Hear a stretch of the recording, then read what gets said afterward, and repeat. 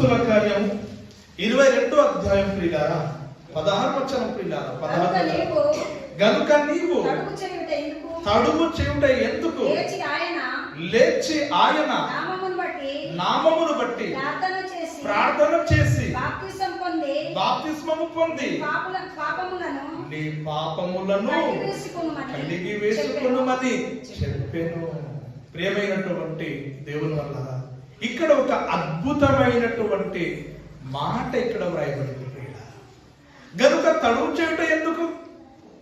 తడువు చేయుట ఎందుకు?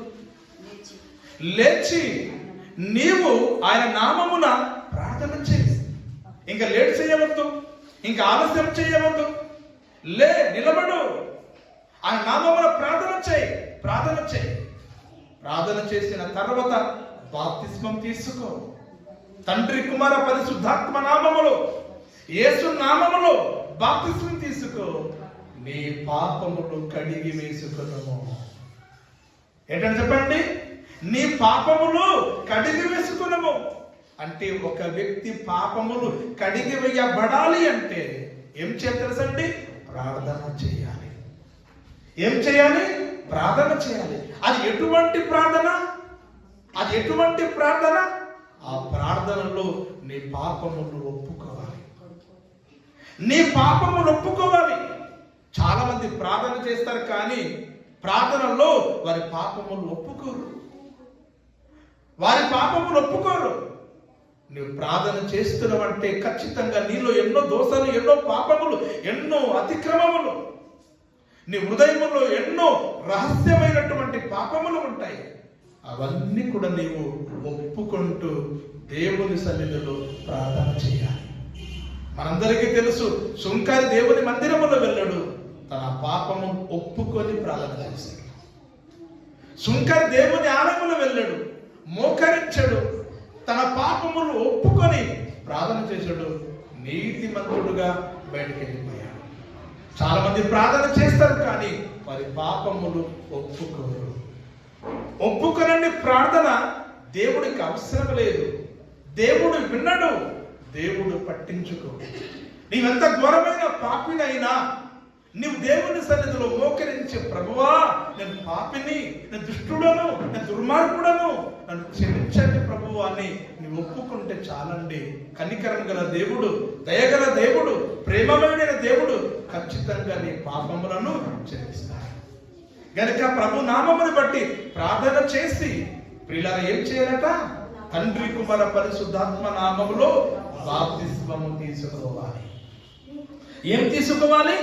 బాప్తిస్మము తీసుకోవాలి. ఎప్పుడైతే తండ్రి కుమార పరిశుద్ధాత్మ నామములో బాప్తిస్మము తీసుకుంటావో ఆ రోజు నీ పాపములు ఏమైపోతాయి చెప్పండి? కడిగి వేయబడతాయి. నీ పాపములు కడిగి వేయబడతాయి.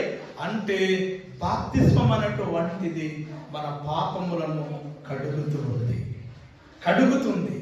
మరి ఎప్పుడో కడిగేసుకున్నానండి గనుక ఇప్పుడు మరలా కడుక్కోవాలా అనే సందేహం మీకు రావచ్చు ప్రియులారా. అవును, ఎప్పుడు నీ పాపములు ఒప్పుకొని తండ్రి కుమార పరిశుద్ధాత్మ నామములో నీ పాపములు కడిగేసుకున్నావు కానీ నీ మాటల ద్వారా కానీ, నీ చూపుల ద్వారా కానీ, నీ తలంపుల ద్వారా కానీ, నీ ఊహల ద్వారా కానీ ఎన్నో తప్పులు చేస్తూ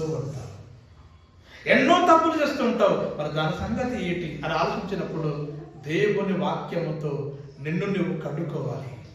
క్రీస్తు రక్తముతో ప్రతి ఆదివారము ఇవ్వబడుతున్నటువంటి ప్రియులారా ప్రభు బల్లతో మనము కడిగేసుకోవాలి. అవును, ఇంత మంచి సదుపాయం ఉంది కదా అనేసి ఇష్టానుసారంగా తప్పుల మీద తప్పులు చేసుకొని వెళ్తే దేవుడు క్షమించడానికి అమాయకుడు కాదు గాని ప్రియులారా చాలా కఠినంగా దేవుడు నిర్ణయాలు తీసుకుంటాడని ప్రతి ఒక్కరు కూడా తెలుసుకోవాలి. చూద్దాం, బైబిల్ ఒక మాట రాయబడింది ప్రియులారా. 2 పేతురు పత్రిక 2వ అధ్యాయము 22వ వచనం చదవండి ప్రియులారా.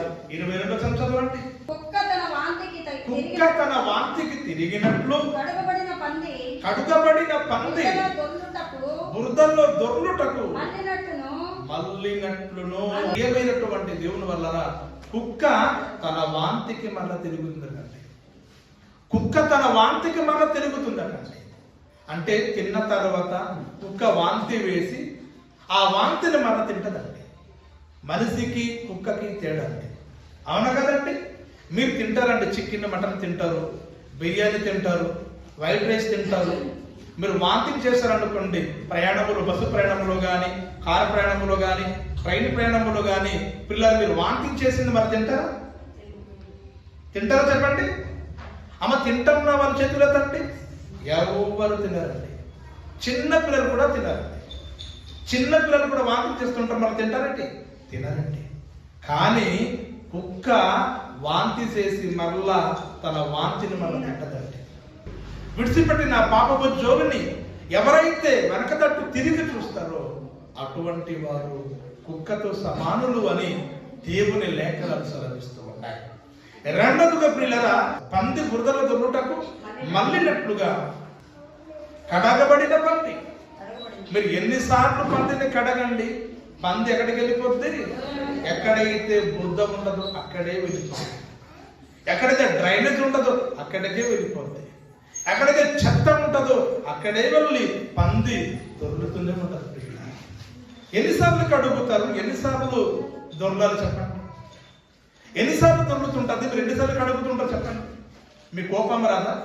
నీటిగా సబ్బుతో కడిగారు, నీటిగా షాంపుతో కడిగారు, నీటిగా సర్పుతో కడిగేసారు, పంది మరలా వెళ్ళి బురదలో దొరుకుతుంది. అది పంది లక్షణం, మనిషి లక్షణం కాదు అది. కనుక ప్రియమైనటువంటి దేవుని వల్ల విడిసిపెట్టినటువంటి పాపం వైపు తిరిగి చూసిన, మర్చిపోయిన పాపం వైపు మనం తిరిగి చూసిన, మనం దేనితో సమానం అంటే పందితో సమానం అంటే. గనుక కడగబడిన తర్వాత మరలా మనము బురద అంటించుకోకుండా మనం చూసుకోవాలి. బురద అంటించుకుంటూ ఉంటే ఇంకా కడగడానికి అవకాశం ఉంది కదా అని మనం తప్పులు చేసుకొని పోతే దేవుడు క్షమించడు అని ప్రతి ఒక్కరు కూడా తెలుసుకోవాలి. ప్రియులారా, చూద్దామా, బైబిల్ ఒక మాట వ్రాయబడింది. యాకోబు పత్రిక 1వ అధ్యాయము 27వ వచనం చదవండి ప్రియులారా.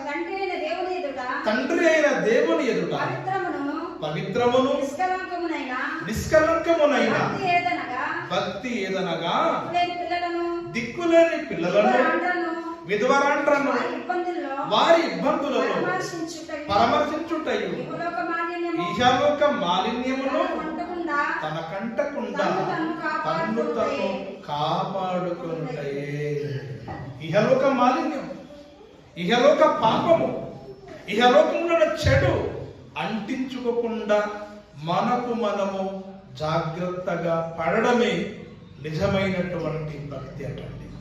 నీవు తాగుతున్నావు, వాడు తాగుతున్నావు, వాడిచ్చడం నీవు తాగుతున్నావు, వాడికి పెట్టాలని నీవు పెడుతున్నావు.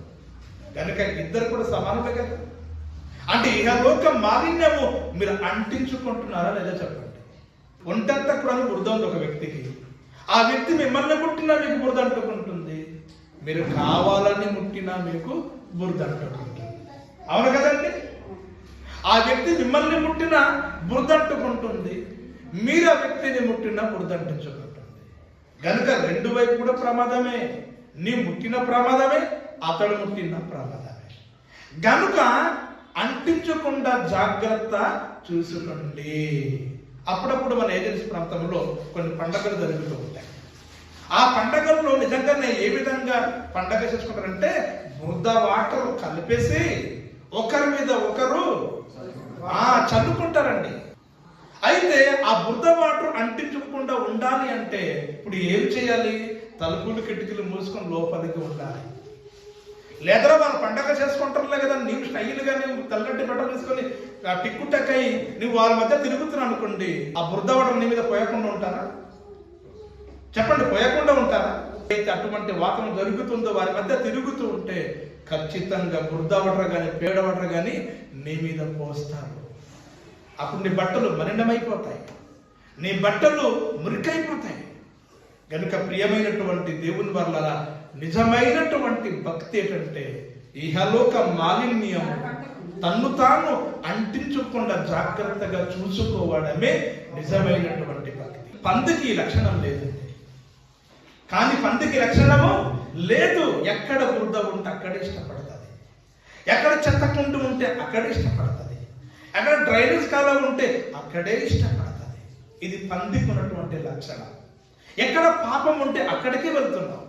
సినిమాకి పాపం ఉంది, నువ్వు అక్కడికి వెళ్తున్నావంటే నువ్వు పందితో సమానుడు. ఎక్కడైతే తినుచు త్రాగుచు డేన్సులు రికార్డెన్సులు అని ఎక్కడైతే జరుగుతున్నాయో, ఎక్కడైతే అల్లరితో కూడిన పాటలు జరుగుతున్నాయో అక్కడ ఇష్టపడి వెళ్తున్నావంటే నువ్వు పందితో సమానుడు అన్నమాట. ఈ విధంగా నువ్వు వెళ్ళి పాపం అంటించుకుంటున్నావు. ఎన్నిసార్లు కడగాలి క్రీస్తు రక్తంతో దేవుడు నిన్ను? ఎన్నిసార్లు కడుక్కుంటావు? బాప్తిస్మంతో. బాప్తిస్మం ఒకసారి తీసుకోవాలి కానీ ప్రతిసారి బాప్తిస్మం తీసుకోలేవు కదా.